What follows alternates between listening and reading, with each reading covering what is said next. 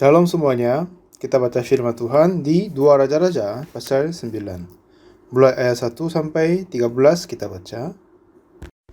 Kemudian Nabi Elisa memanggil salah seorang dari rombongan Nabi dan berkata kepadanya, "Ikatlah pinggangmu, bawalah buli-buli berisi minyak ini dan pergilah ke Ramot Gilead. Apabila engkau sampai di sana, carilah Yehu bin Yosafat bin Nimsi. Masuklah, ajak dia bangkit dari tengah-tengah temannya dan bawalah dia ke ruang dalam.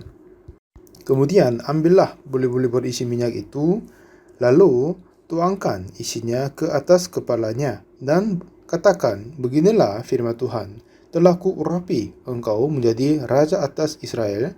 Sesudah itu, bukalah pintu, larilah dan jangan berlambat-lambat." Lalu Nabi muda itu pergi ke Ramot Gilead. Setelah ia sampai, maka tampaklah panglima-panglima tentara sedang duduk berkumpul. Lalu ia berkata, "Ada pesan kubawa untukmu, ya panglima." Yehu bertanya, "Untuk siapa dari kami sekalian?" Jawabnya, "Untukmu, ya panglima." Lalu bangkitlah Yehu dan masuk ke dalam rumah.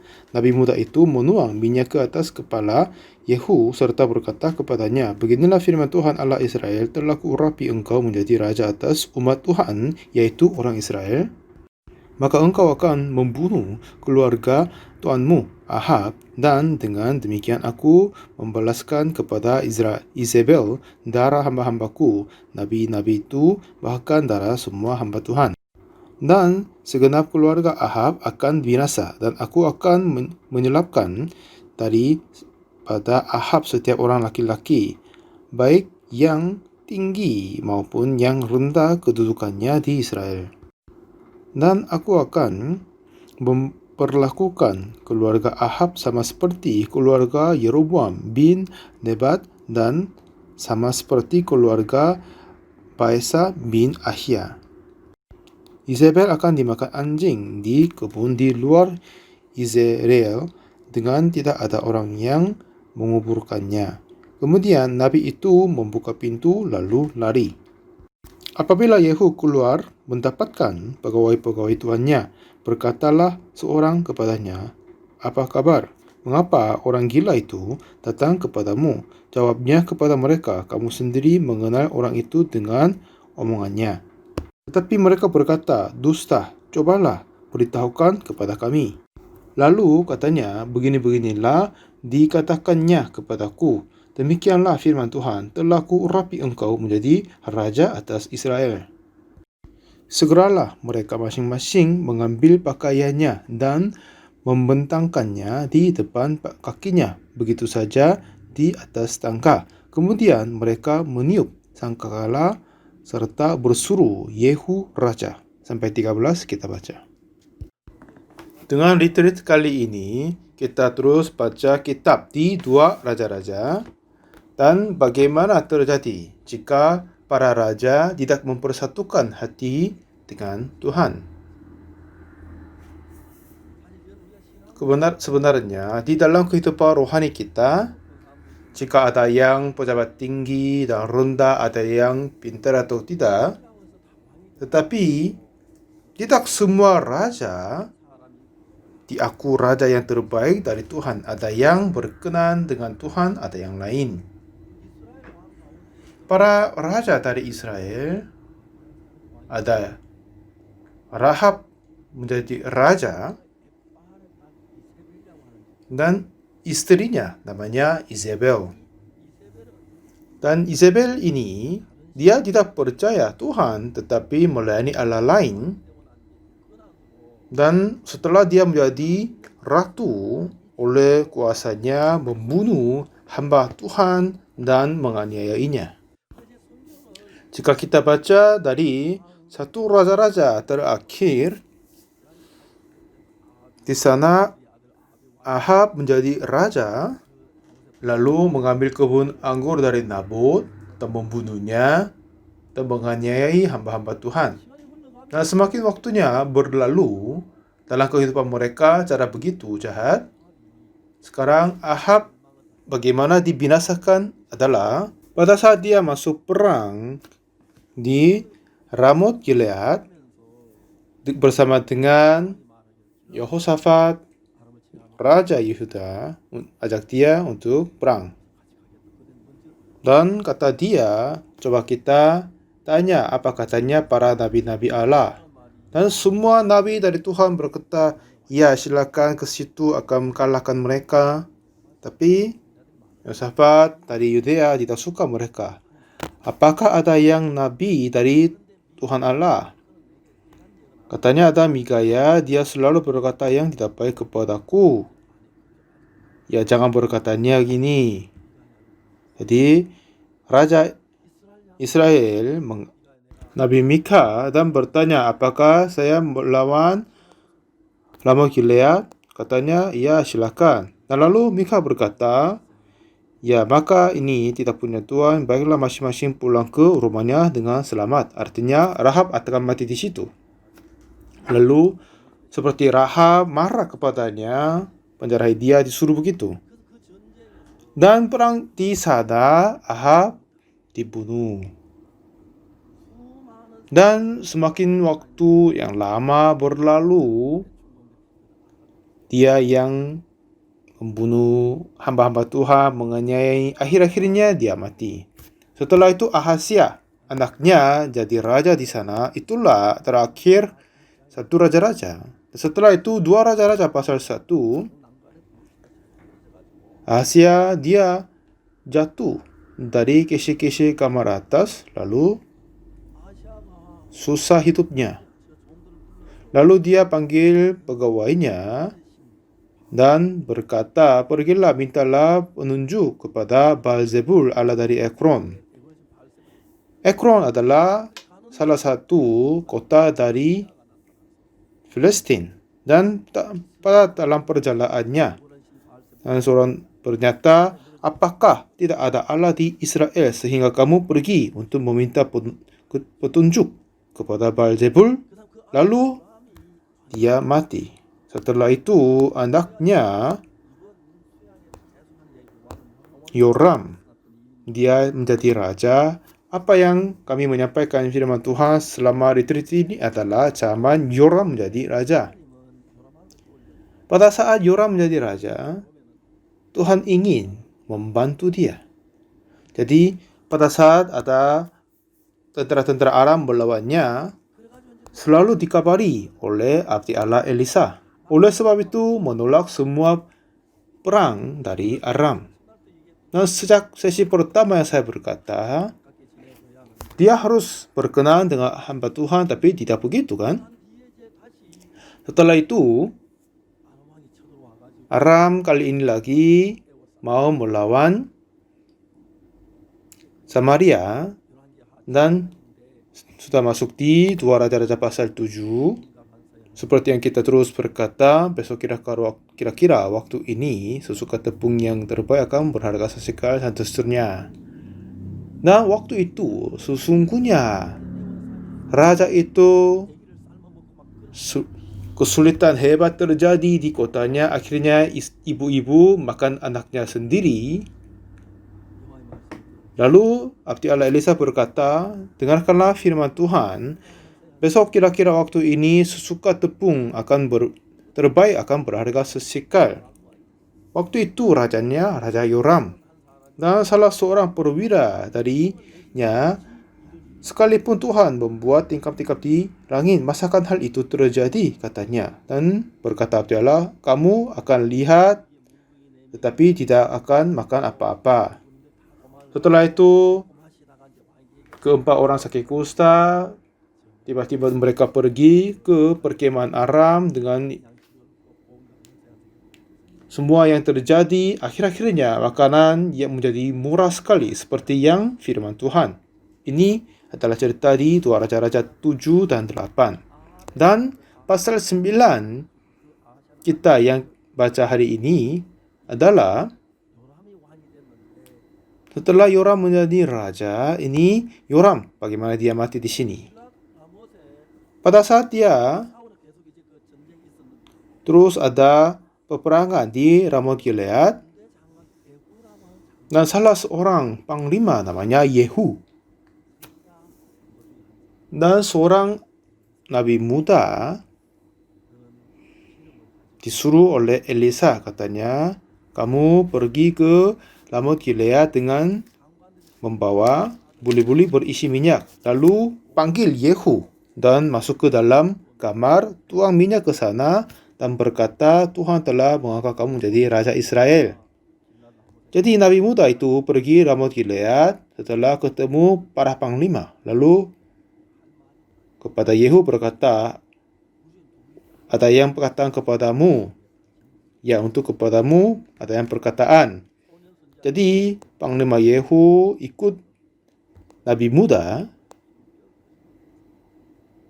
Lalu Nabi muda itu membawa buli-buli minyak dan menuang di atas kepalanya, berkata, Tuhan Allah Israel telah urapi engkau menjadi raja atas umat Israel.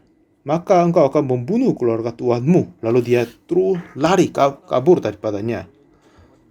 Setelah itu semua panglima yang lain terkumpul. Yang si gila itu bilang apa tadi? Dan coba ceritakan, katanya. Jadi dia menuang minyak kepadaku dan mengangkat aku menjadi raja. Jadi mereka terus mengambil pakaiannya dan memuji, Yehulah ya raja ini. Dan suruh Yehu tidak boleh berkata ini yang lain kepada yang lain. Lalu lari dia ke kota Samaria. Dan pada penjaga pintu gerbang Samaria melihat sekelompok tentara datang ke sana. Lalu lapor ke Raja Yoram dan disuruh seorang ke situ, apakah ini untuk pendamaian? Dan ditanya apa pendamaian dari raja. Katanya, damai bukan urusanmu, baiklah ikutlah aku. Jadi disuruh seorang lain ke sana, ditanya apakah ini untuk pendamaian. Dengan begitu, lalu kena kereta, lalu maju ke sana. Lalu dia ketemu Yehu dengan Yoram dan berkata, Yoram kepadanya, apakah ini untuk pendamaian? Dan Yehu berkata, iya, ibumu Izebel berbuat semua kejahatan, bagaimana ada pendamaian? Lalu mereka kabur dan menanah. Akhirnya Yoram mati di situ. Lalu Yehu datang masuk di kotanya, masuk ke dalam istana. Ibunya Yoram, istri dari Ahab, Izebel, berhadap dia, menjengkak dari jendela, lalu berkata, bagaimana, selamatkah Zimri pembunuh Tuhan itu? Dan Yehu berkata, siapa yang di pihakku, siapa? Dan 2-3 orang pegawai istana menjenguk kepadanya. Jadi disuruh jatuhkanlah dia. Lalu mereka menjatuhkan perempuan itu. Lalu dia mati di sana. Setelah itu Yehu istirahat, makan, keluar dari tempatnya. Izebel sudah dimakan oleh anjing.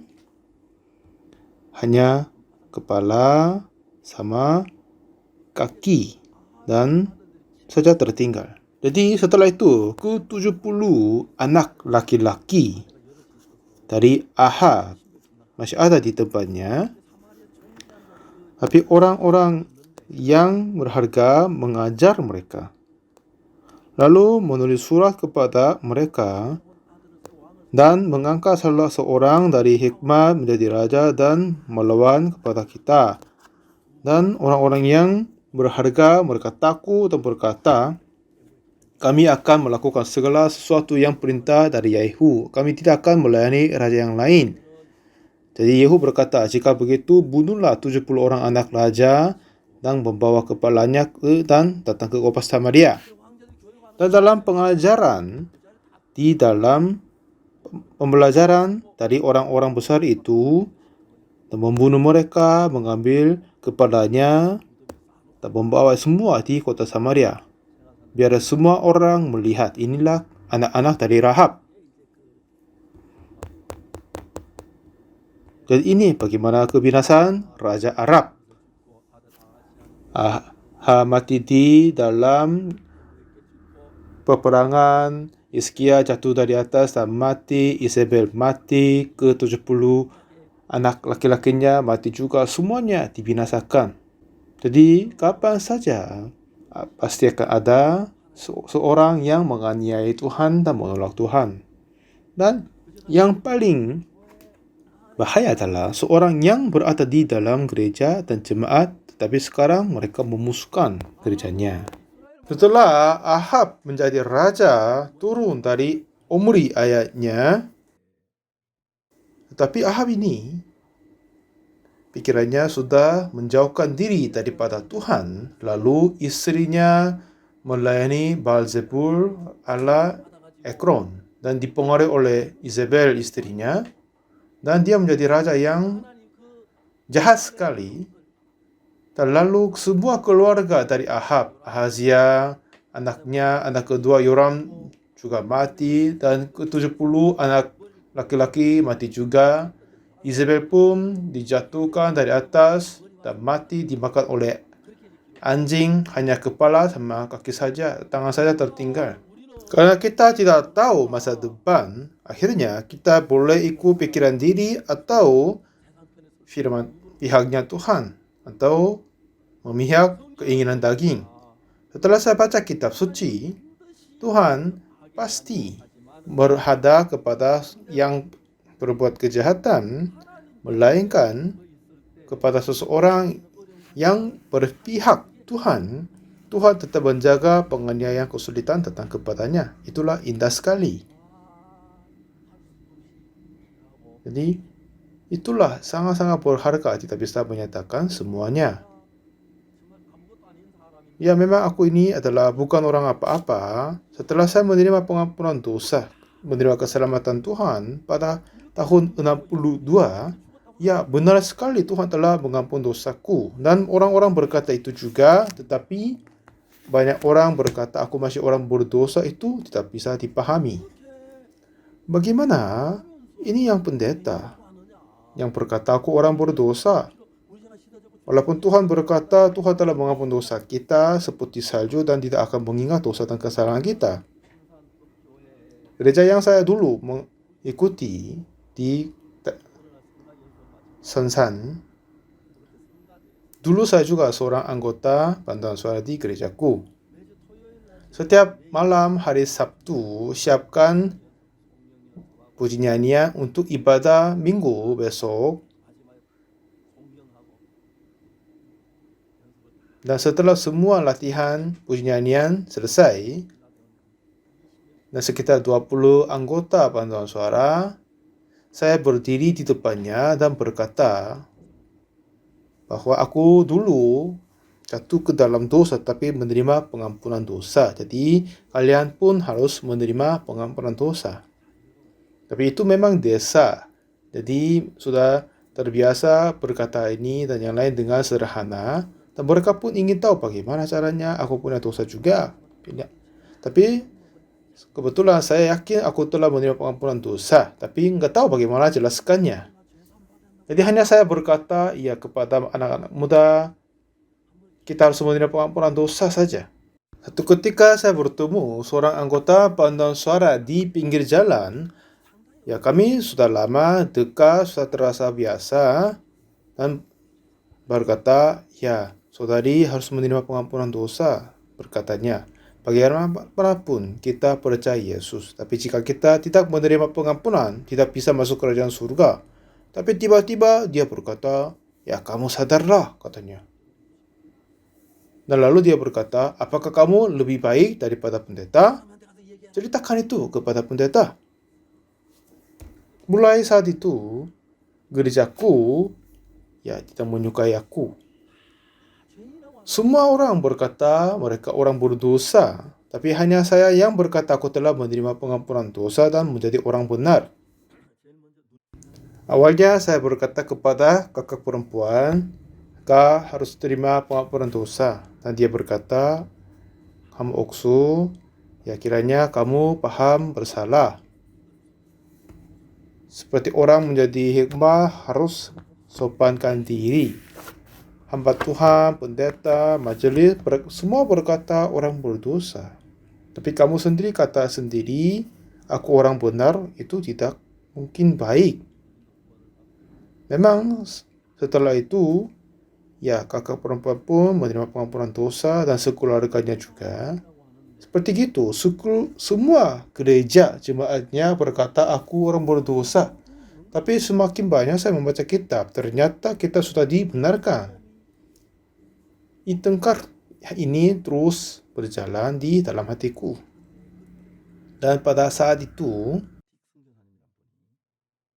waktu itu seorang misioneri namanya Dick memulai sekolah misionari di kota Daegu dan meminta penerimaan siswa baru. Jadi, penatua dari gereja kami memanggil aku, lalu bertanya, apa kamu melakukan sekarang?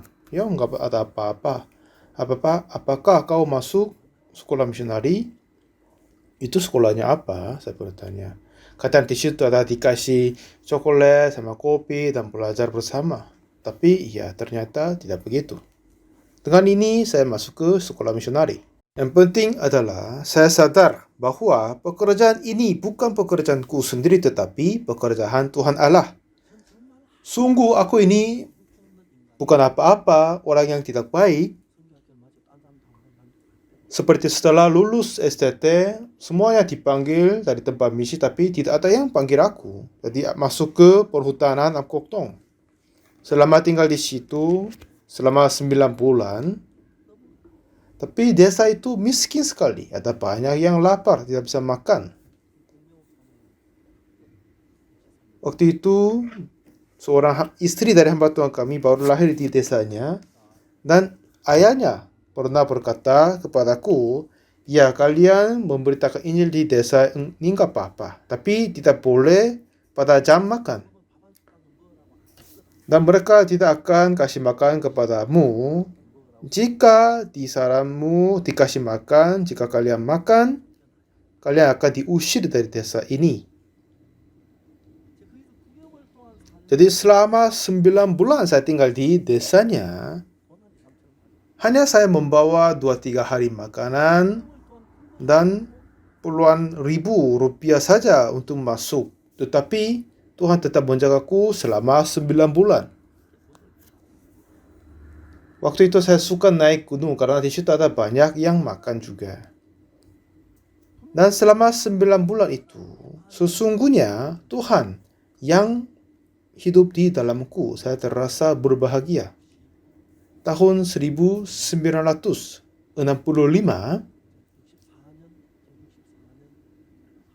sekitar bulan 3, aku pindah ke Jangpali. Di situ saya tinggal melayani 1,5 tahun. Awalnya hanya 2 anak sekolah minggu saja ada.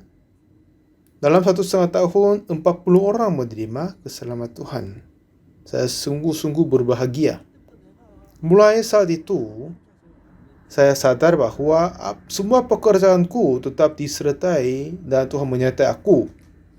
Dengan kepercayaan ini saya masuk ke tentara.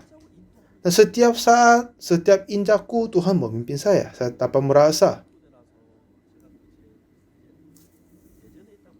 Tentara yang saya masuk itu adalah tempat pelatih komunikasi radio. Dan setiap hari Sabtu, pelatih baru masuk. Dan di situ hubungan senior junior sangat-sangat kuat. Ternyata aku menjadi sangat tinggi dari prajurit biasa.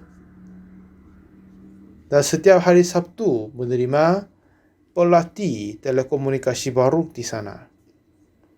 Dan setelah mereka masuk, saya berhadap ke mereka, ya damaikan hatimu dulu, menghibur mereka sedikit dan angkat tangan jika kamu ikut gereja.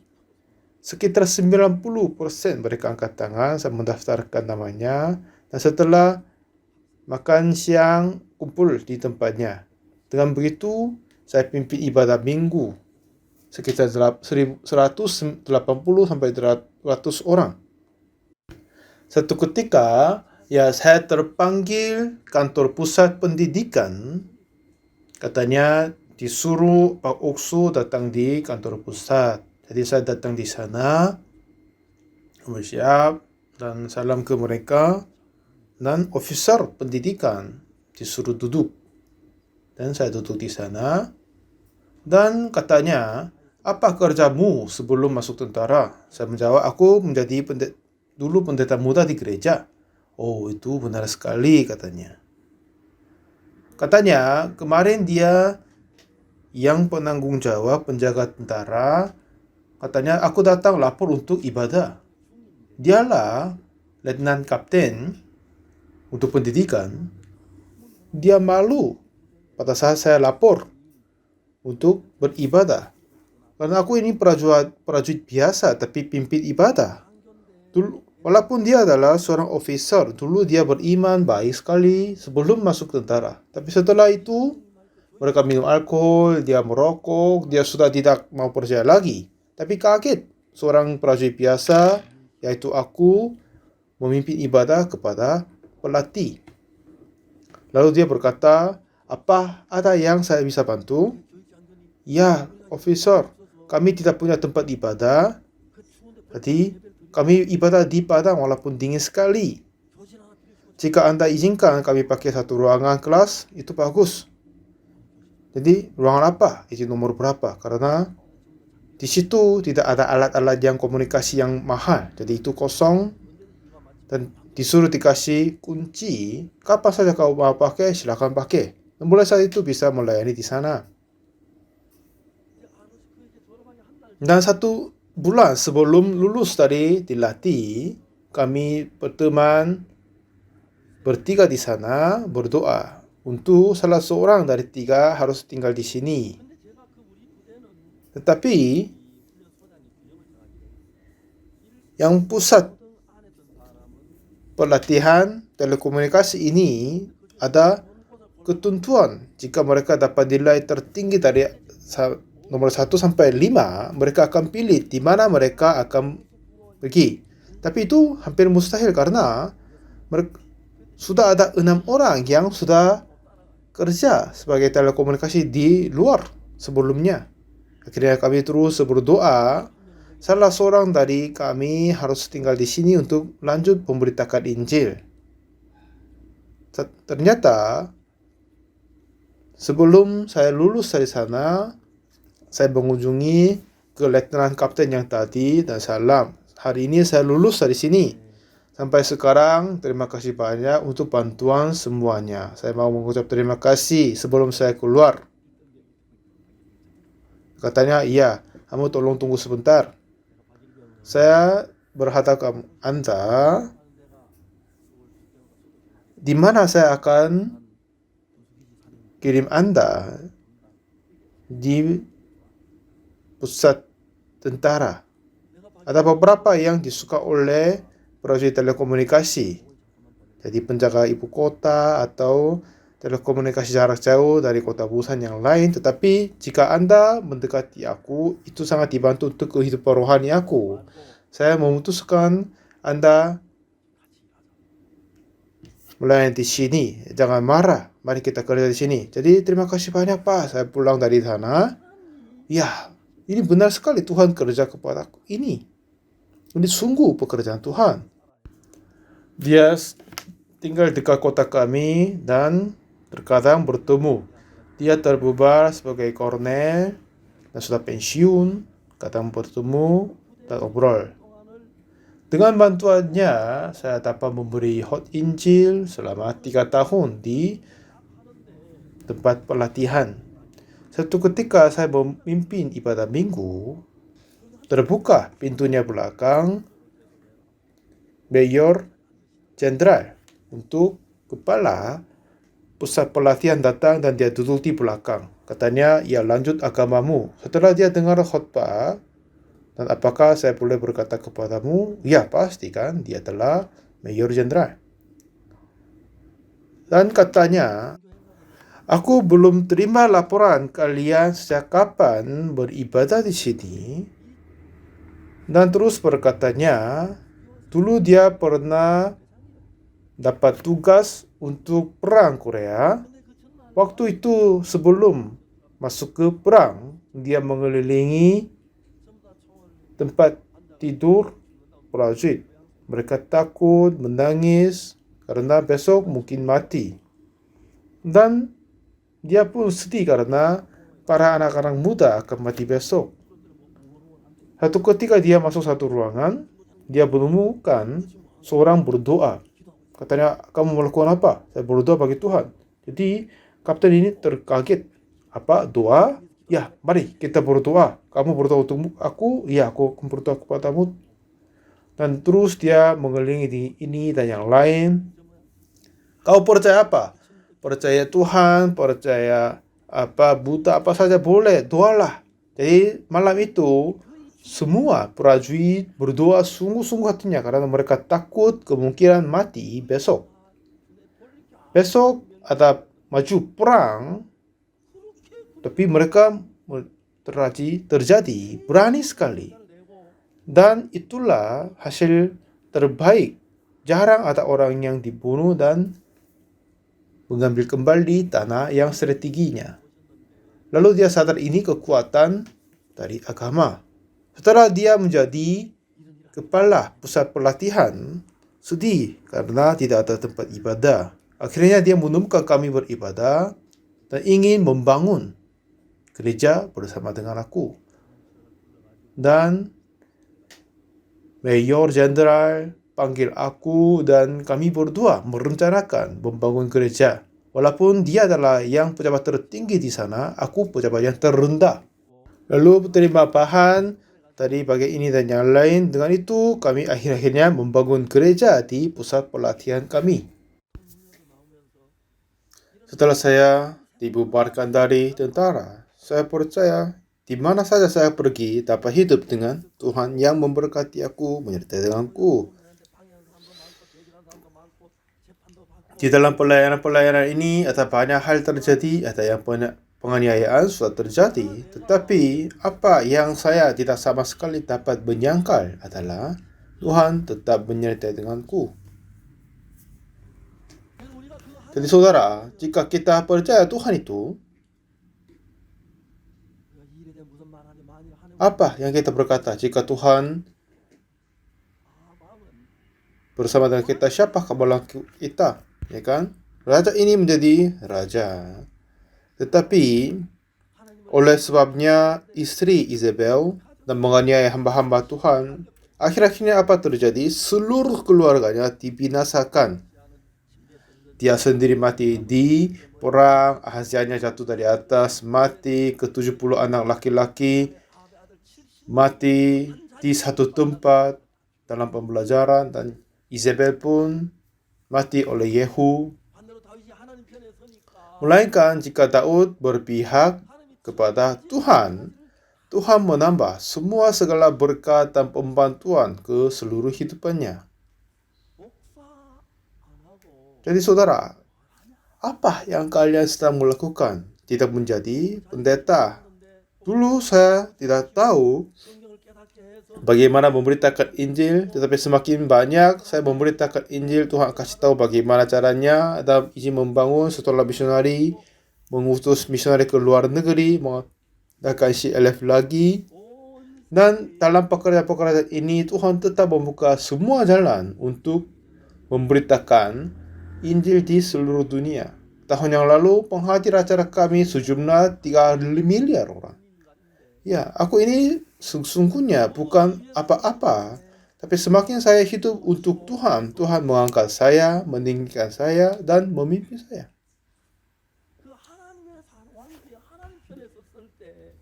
Pada raja-raja berpihak Tuhan, dia penuh dengan kebahagiaan dan kemuliaan seperti Daud dan Salomo. Tapi Ahab ditipu oleh Isabel dan menganiayai Tuhan dan hamba-hambanya. Walaupun dia menjadi raja, tapi dikutuk besar, semua keluarga dibinasakan. Ke-70 anaknya mati di satu tempat, dipotong kepalanya. Anaknya Yoram mati, tangannya Yehu istrinya juga.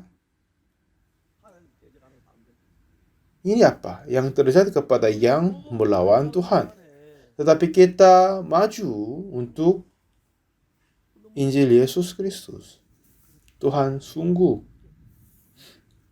heran sekali memimpin kita.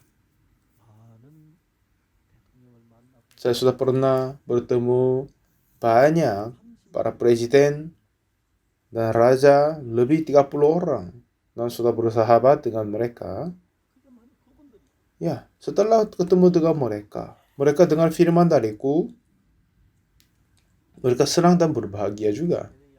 Beberapa hari sebelumnya, saya telepon mantan presiden Nyai Boni di Bening, dan sering telepon Fernando Lugo, mantan presiden di Paraguay. Seperti itu Tuhan tetap membuka jalan seterusnya. Beberapa hari kemarin, Menteri Pemuda berkata diminta memberi kuliah umum Mind Education. Mereka mempunyai banyak bangunan pusat pelatihan. Pakai aja. Sepertinya begitu, Tuhan begitu besar membuka jalan untuk penginjilan dan diberi bangunan, tanah, dan pakai untuknya pendidikan kami. Banyak pemerintah ingin terima pendidikan dari kami. Dan dulu, duta besar Fiji ke Korea adalah seorang ibu dan suaminya adalah seorang pendeta. Dan mereka bertemu dengan kami dari Fiji dan menerima keselamatan dari kami. Lalu mereka datang ke Korea dan saya mengangkat dia pendeta asisten di gereja kami. Sekarang mereka balik ke Fiji. Saya dan misi kabar baik memutuskan bahwa kami mengutus dia ke Fiji sebagai misionari dari kami. Dan sekarang hamba Tuhan Bagyong Jun dan Lee Jong-do akan ke Fiji untuk mengadakan seminar KKR selama 2 bulan. Seluruh gereja Metodis di Fiji tetap terbuka kepada kami. Dan selama waktunya, mereka mengadakan seminar 2 gereja per minggu. Dia akan mengadakan 12 seminar. Dan siap-siapan itu jadi bagus sekali. Jadi saudara, jika saya siapkan diri untuk masa depanku, anakku, keluargaku, ya tidak sama sekali pedulikan itu. Tapi hanya tetap fokus Injil Yesus Kristus. Dulu aku ini orang tidak begitu kuat. Sejak kecil, saya sudah sakit banyak kali. Dan seperti tahun 87, sakit parah, penyakit mak. Tahun 99, sakit jantung. Dan seperti mujizat Tuhan, saya sembuh daripada semuanya. Selama saya hidup untuk Injil Yesus Kristus, 10 dari 10, 100 dari 10 dibantu oleh Tuhan semuanya. Dan sering saya berkata kepada jemaatku, kenapa tidak masuk sekolah misionari, sekolah STT? Saya tidak paham gitu. Dan khususnya tahun 2020 tahun yang lalu, pada seminar kami pada bulan Mei, banyak saluran televisi, radio siarkan. Jadi 1 miliar orang dengar. Dan seminar ulang di pada September. Berkata terhitung 2 miliar orang dengar. Dan masih sekarang terus disiarkan ulang. Dan konser Christmas, konser Natalan dari Bantuan Suara, itu siarkan hanya di Amerika saja 700 saluran televisi dan juga ada Hotaku. Dan seluruh dunia terkaget dengar nyanyian dari Bantuan Suara. Kami hanya sampaikan itu gratis. Oleh sebab itu mereka suka lagi. Dan setiap saat ada konser musik Bantuan Suara, berikutnya firmanku. Tuhan tetap terus membuka jalan untuk penginjilan. Itu yang indah dan berbahagia. Ini bukan kerja yang karena saya kerja baik-baik. Tapi aku ini bukan apa-apa. Tetapi selama saya berada di dalam penginjilan, Tuhan membantu semua segalanya. Dan saya dapat telepon pendeta di Kiribati. Dia sudah menetap di situ 5 tahun saja, tapi sudah bangun sekolahnya dan kerjanya bagus. Dan misionari-misionari kami di Amerika, di seluruh dunia, mereka kerjanya baik. Dan seorang pendeta kami di London, Oyongdo, dia menjadi ketua umum asosiasi pendeta di London, bagian selatan. Katanya mereka mengangkat Pak Pendeta O menjadi ketuanya. Awalnya dia menolak karena aku ini orang Korea, tidak begitu baik berbahasa Inggris. Tapi mereka berkata, ya nggak apa-apa, sudah cukup bahasamu. Dan kiranya pelayananmu sangat-sangat baik, kamu menjadi ketua kami. Dan mereka begitu mengangkatnya. Dan setelah itu, dia mengumpulkan pendeta-pendeta di Eropa. Dan sekali sebulan saya datang memberi khotbah kepada mereka. Memang pelayanan misi di Eropa itu susah sekali.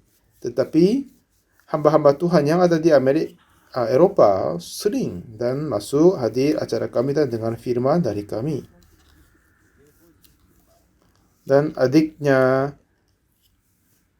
pendeta Oyong Shin, dia beli bangunan 7 lantai di dalam kota Frankfurt. Kesaksiannya juga indah sekali. Setiap saat kita mengandal kepada Tuhan, tetap membantu kita.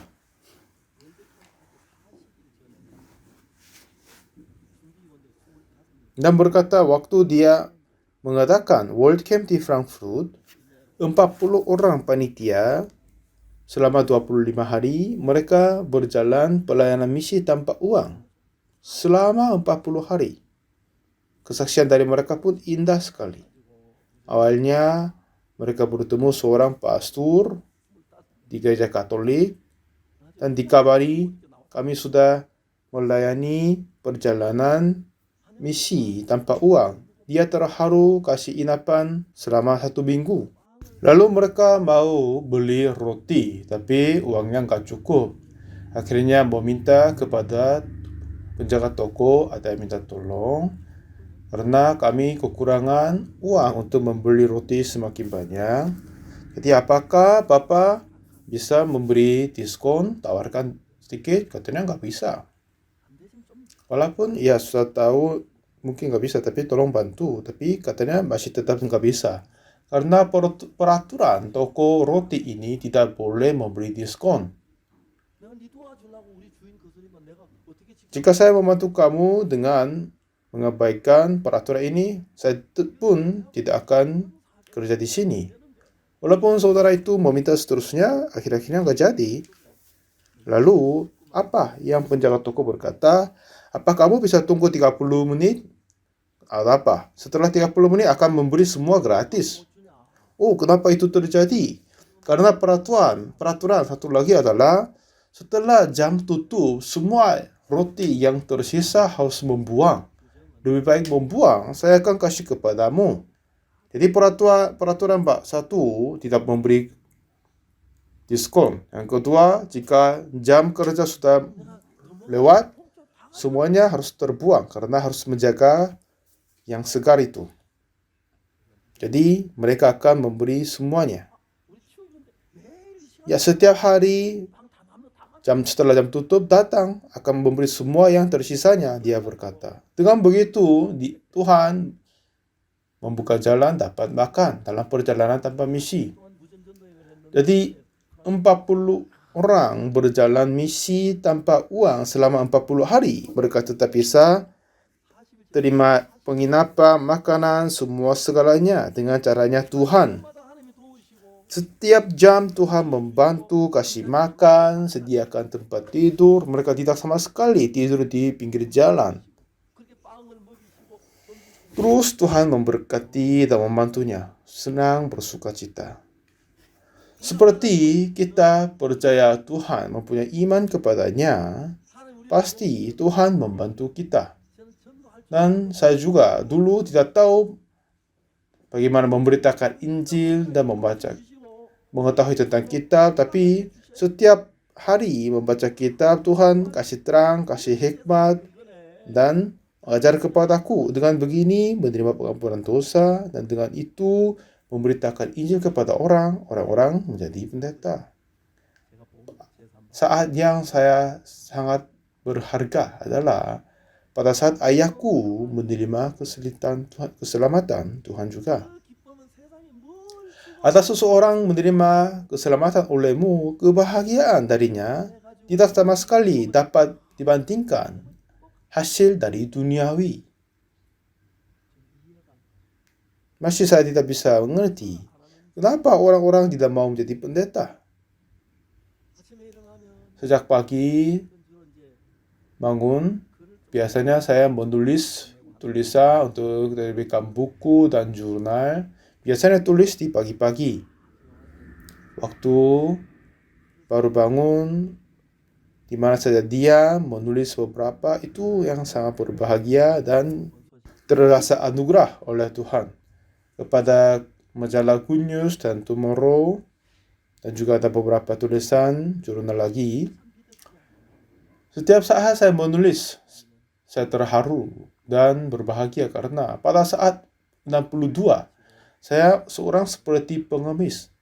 Tetapi setelah menerima pengampunan dosa, setelah selesai sekolah misionari dan masuk ke Apkoktong, Jangpali, orang-orang menerima keselamatan Tuhan olehku, orang-orang sembuh dari penyakit, dan lain-lain terjadi. Dan satu ketika saya pernah ke kota Andong, ada suami istri yang tinggal, yang kotanya sekarang menjaga kebun pohon apel. Dan kebetulan ada yang ibadah penyerahan tempat ibadah Tuhan. Saya datang di kota Andong dengan naik bus sama murid STT. Setelah selesai ibadah, sekitar jam 4 sore, kami datang di gereja Andong dan ibadah malam dan mau pulang. Dan pada saat kami ke kota Andong, Pak Pendeta di sana berkata, ya Pak Pendeta, jangan langsung naik bus, tapi ikut saya dan naik mobilnya dan mengunjungi suami istri yang ada di hutan, yang sekarang mempunyai kebun apel. Pada saat mereka kerja di sana, istrinya merasa susah sekali. Akhirnya dia datang gereja menerima keselamatan Tuhan.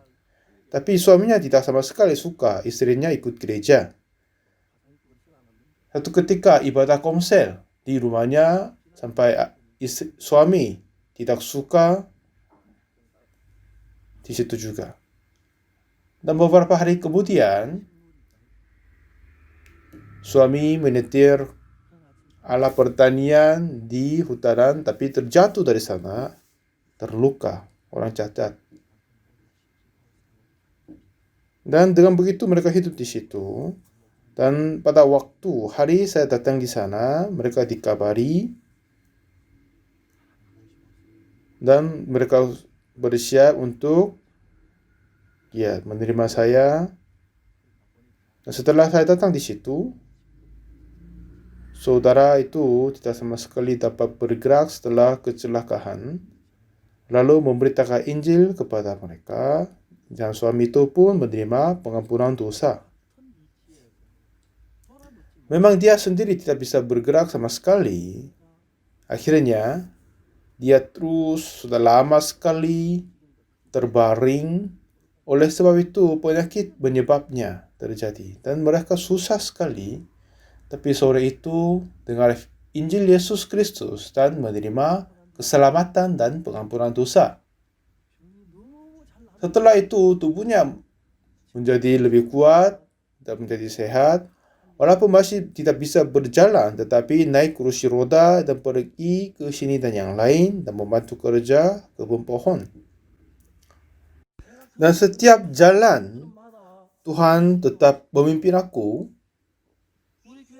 Dan apa saja yang bekerja oleh gereja kami tetap dibantu oleh Tuhan.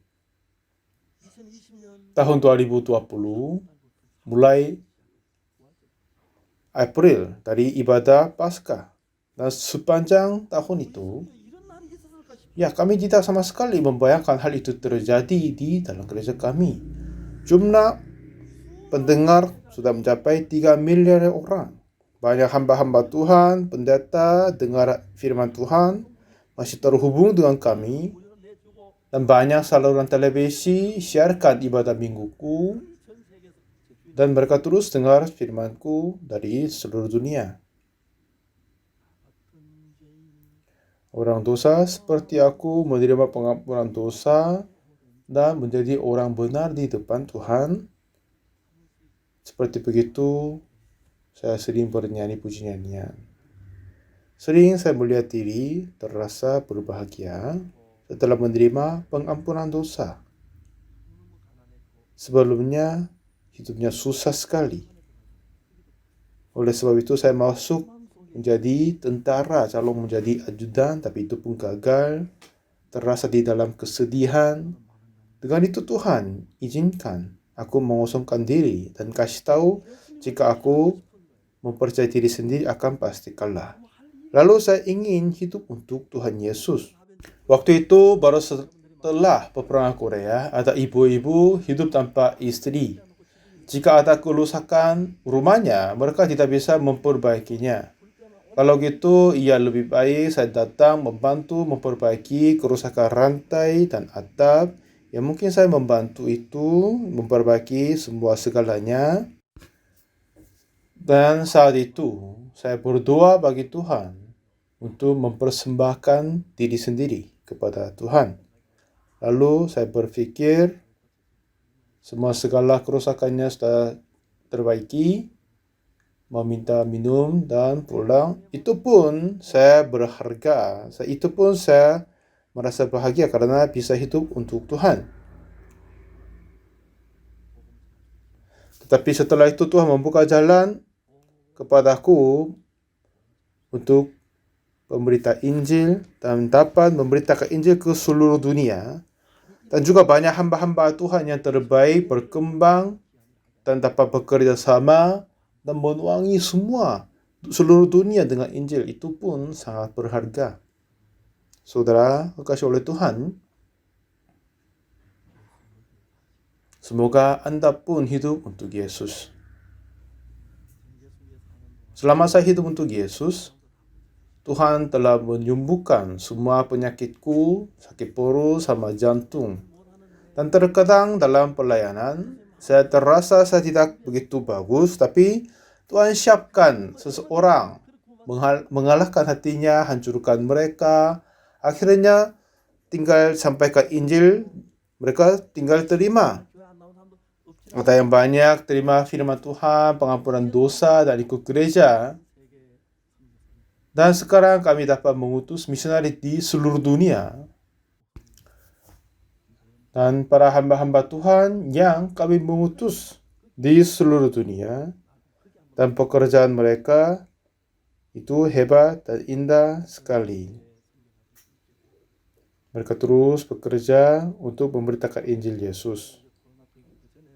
Dan sebelum COVID ini terjadi, sering kami mengadakan IYF World Camp untuk berita Injil. Para menteri, presiden hadir menerima pengampunan dosa pun sangat berharga dan kebahagiaan. Saya sudah usianya tinggi, sudah dekat 80. Saya nggak tahu saya dapat hidup sepanjang gini. Dulu saya melihat foto ayahku pada saat dia meninggal dunia masih belum 70. Tapi sekarang saya lebih tua dari ayahku. Dan bagaimana Tuhan menjagaku itu pun sangat-sangat bahagia. Jadi ayah sama adik-adik, kakak-kakak, sepupu, sekeluarga terima pengampunan dosa dan diberkati. dan menjaga membesarkan anak-anak juga. Selama saya hidup untuk Injil Yesus, Tuhan menjaga semua anak-anakku dan keluarganya. Anakku dulu dia pernah belajar di Amerika, tapi Tuhan buka jalan dapat belajar gratis ini dan yang lain-lain juga. Jadi baik menjaga anak dan pekerjaan yang lain-lain juga. Apa saja yang saya menemukan, Tuhan tetap menjagaku. Saat kita membeli tanah gereja ini, awalnya pemilik mau membangun bangunan dia dan menggali tanah di dalam, tapi dengan itu dia bangkrut. Lalu kami mau beli tanah ini, katanya penagih hutang seperti 44 orang. Lalu kami memanggil yang ketua dari para penagih hutang. Kami mau beli tanah ini dan kasih uang kepada pemiliknya, kepada peserta para penagih. Kalau gitu, apakah kalian setuju kami beli tanah ini? Jadi 44 orang penagih hutang memberi tanda tangan. Jadi kami dapat beli ini dan juga dapat izin bangunan. Dan dengan itu kami dapat membangun gereja dengan anugerah Tuhan, menjaga gereja ini. Dan Tuhan terus membantu semua segalanya. Sekarang gereja kami sudah menjadi besar di seluruh Korea dan banyak jemaat ditambah. Dan kami membuka sekolah teologi di Springfield, Amerika, dan New York, dan banyak hamba-hamba Tuhan seluruh dunia sudah mendaftar di kuliah online. Dan pada selesai pandemi ini, kami akan berkumpul dan belajar di sana. Tanah di situ, di Springfield, itu pun indah dan bagus sekali.